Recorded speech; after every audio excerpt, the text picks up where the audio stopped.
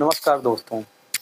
दोस्तों, Iran US Israel वार अब समाप्त होने को है, क्योंकि पाकिस्तान की मध्यस्थता से ईरान का और यूएस में सीज़ फायर हो गया है। कल रात ट्रंप ने इस बात की घोषणा की और ठीक 30-32 मिनट पहले ही पाकिस्तान ने यूएस की संदेश ईरान तक पहुंचाया कि वो उनकी 10 शर्तों को लेके मान गए हैं, जिसमें महत्वपूर्ण शर्त ये है कि तुरंत युद्ध विराम हो और हरमुज को तुरंत, ट्रंप का कहना था कि हरमुज को तुरंत यहाँ से खोला जाए ताकि जहाज़ों का आवाजाही, तेल, गैस जो भी हरमुज से होके निकलते थे, वो सारी जहाज़ें जो फंसे हुए थे उनको निकाला जाए। पाकिस्तान पिछले जब से युद्ध चल रहा है 30 दिनों से वह मध्यस्थता करने की कोशिश कर रहा था। बातचीत पाकिस्तान, तुर्की, ग्रीस और सऊदी अरबिया, पीठ पीछे कतर भी था, जिससे बातचीत चल रही थी कि इसी तरह इस युद्ध को समाप्त किया जाए। इजराइल भी इस चीज़ पे राज़ी हो गया है कि हम 15 दिन के युद्ध विराम के लिए तैयार हैं। हालांकि ये कहने के लिए 15 दिन का युद्ध विराम है, लेकिन मुझे लगता है कि ट्रंप अब ये धीरे धीरे ये युद्ध विराम बढ़ता जाएगा और ये युद्ध समाप्त हो जाएगा, क्योंकि ट्रंप ने जो 15 सूत्री शर्तें दिए थे एक तरफा था, ईरान ने मानने से इनकार कर दिया था। लेकिन जो अभी ईरान की जायज़ मांगे हैं उस चीज़ को लेके उसने पाकिस्तान के सामने जरिए अमेरिका के सामने रखा है ताकि वो उस 10 के जो शर्तें हैं ईरान की उस पर मान जाए। तो हालांकि जो ईरान की शर्तें थी उसने वो अमेरिका ने मान लिया, लेकिन जो अमेरिका ने शर्तें ईरान के ऊपर रखा था उसने सिरे से खारिज कर दिया था कि ये एक तरफा शर्तें हैं, इनको हम नहीं मानते हैं। इसमें पाकिस्तान की भूमिका बहुत अहम है और विशेषज्ञों का मानना है कि इसमें बैक चैनल से चीन का भी बहुत बड़ा रोल है और चीन के भी दबाव के कारण और उनकी मध्यस्थता के कारण ये युद्ध रुक पाया है। ईरान हार मानने को तैयार नहीं था। एक दिन पहले ट्रंप कह रहे थे कि मैं पूरे ईरान को तबाह कर दूंगा, स्टोन एज में भेज दूंगा, मतलब पाषाण काल जिसको बोलते हैं, अपने यहाँ आप पढ़े होंगे अपने उसमें किताबों में, कि आप पाषाण काल तक भेजने, यानी कि एटॉमिक वार तक वो सोच रहे थे या ऐसा कुछ कर सकते थे। इस तरह की धमकियाँ दे रहे थे जो कि दुनिया के लिए ख़राब होता और दुनिया के ऊपर एक बहुत बड़ी आफत आ जाती है। हालांकि अमेरिका पहले एक बार जापान में कर चुका है, हिरोशिमा नागासाकी, आप लोग जानते ही हैं। लेकिन ये दुनिया की बहुत बड़ी जीत है, केवल ईरान की जीत नहीं है, दुनिया की जीत है अगर यह युद्ध बंद हो जाता है, क्योंकि इससे दुनिया परेशान थी। भारत जैसे तमाम जो बड़े देश हैं जो बाहर के 70% 80% फ्यूल सप्लाई पर ही निर्भर हैं, उनके ऊर्जा का संकट खड़ा हो रहा था। यूरोप में ऊर्जा का संकट खड़ा हो गया था, वहाँ पे तेल गैस की बहुत महंगाई हो गई थी, जिससे आम लोग परेशान हो रहे थे। और पाकिस्तान की मध्यस्थता और पाकिस्तान की भूमिका इसमें बहुत अहम रही है। हालांकि पाकिस्तान को हम लोग कितना भी क्रिटिसिज्म कर लें, इस बार उसकी जीत हुई है।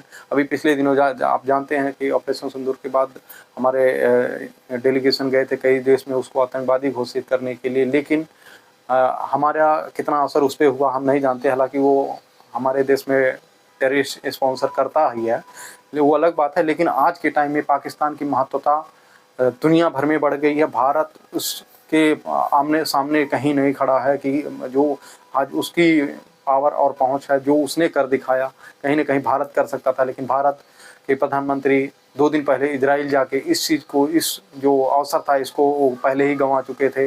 ईरान को एक तरफा मतलब इजराइल की तरफ एक तरफा खड़ा होके, और ईरान के जो सुप्रीम लीडर मारे गए थे, उनके सुप्रीम सारे बड़े बड़े जो नेता थे, वो एक तरह से पॉलिटिकल नेता और जो उनके कमांडर वगैरह थे, उनकी मीटिंग चल रही थी वहाँ पे। इजराइल और अमेरिका ने सबको, पूरी पॉलिटिकल इस्टेब्लिशमेंट को ही तबाह कर दिया था।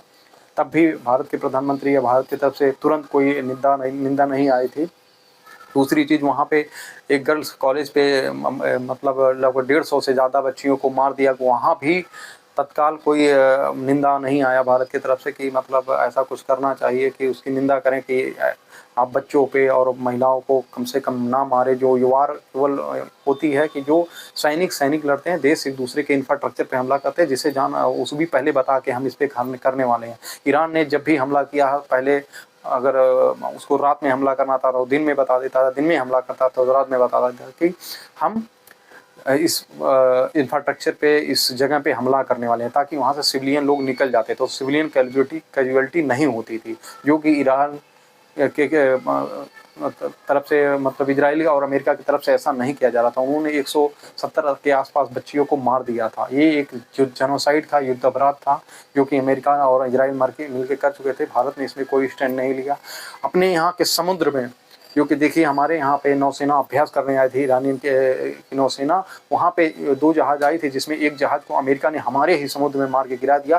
भारत ने उनको बचाव दल तक नहीं भेजा और श्रीलंका ने इस चीज़ को किया, जिससे हमारे और ईरान के रिश्तों में बड़ी कठिनाई आई।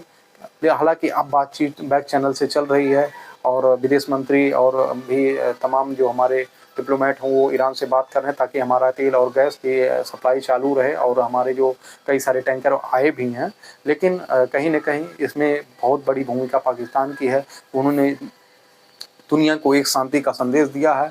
इतने बड़ी वार को, जो शायद ना ख़त्म होने वाली वार थी, शायद साल 2 साल 4 साल चल जाती या कम से कम साल भर तो चलती ही, उस युद्ध को रुकवाने में पाकिस्तान की बड़ी भूमिका निभाई। वहाँ के जो क्या नाम है, मतलब सेना के प्रमुख हैं आसिम मुनीर, उन्होंने पूरी रात, पिछले दिनों पूरी रात उन्होंने अमेरिका से संपर्क साधे रखा और किसी तरह बात करके उनको राज़ी किया कि वो युद्ध विराम पर राज़ी हो जाएं। ट्रंप भी इसी से परेशान थे, उनके ऊपर भी पॉलिटिकल बहुत दबाव था, दुनिया का दबाव था कि इस युद्ध को रोको, ताकि दुनिया की फ्यूल सप्लाई और गैस की सप्लाई चालू हो सके और दुनिया में शांति आ सके। क्योंकि दुनिया में चारों तरफ इस तरह से हाहाकार मच गया था, गैस और तेल की कमी हो गई थी, भारत में बहुत ज़्यादा हो गई थी। यहाँ से इस वजह से भारत में बहुत सारे जो मजदूर थे वो अपने यहाँ से शहर छोड़ के गांव की तरफ उनको पलायन करना पड़ा, क्योंकि गैस नहीं मिल रही थी, उनको समस्या हो रही थी। सबके पास सारी सुविधाएं नहीं होती हैं, सब कम सुविधा में ही यहाँ पे गुजारा करते हैं। इस वजह से भारत में सबसे ज़्यादा दिक्कत थी। तो फिलहाल अब ये युद्ध रुकने के लिए आगे, माफ़ कीजिएगा, अब ये युद्ध समाप्त हो गया है।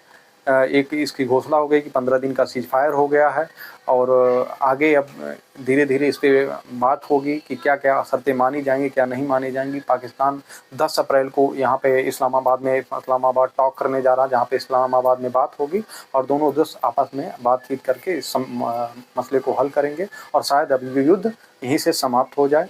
हालांकि इजराइल अभी मानने को तैयार नहीं, वो लेबनान पे हमला करना चाहता है और लेबनान के एक लिटानी नदी है वहाँ तक वो कब्जा करना चाहता है। इस वजह से अभी हो सकता है कि अगर कुछ इजराइल ने कर दिया ऐसा कि जिससे युद्ध फिर आगे बढ़ जाए या भड़क जाए, तो हालांकि ट्रंप का दबाव है इजराइल और नेतन्याहू पे, तो ऐसा नहीं करेंगे और मुझे उम्मीद है कि ये युद्ध अब समाप्त हो जाएगा और ईरान इस युद्ध को एक तरह से कहा जाए तो जीत गया है और इसमें पाकिस्तान की बड़ी भूमिका नज़र आई है। दुनिया में पाकिस्तान का कद बढ़ा है और अब ये युद्ध धीरे-धीरे 15 दिन के अंदर जो सीज फायर हुआ, धीरे-धीरे युद्ध समाप्त हो जाएगा। आगे और हम जानकारी जो भी आएगी हम आप तक लेके आएंगे। मेरी आपसे गुजारिश है कि आप मेरे चैनल को सब्सक्राइब करें, लाइक करें, शेयर करें और सपोर्ट करें, ताकि मैं और नई जानकारियाँ जो देश से जुड़ी, विदेश से जुड़ी जो खबरें हैं, मैं आप तक लेके आ पाऊँ। धन्यवाद। Thank you. जय हिंद, जय भारत।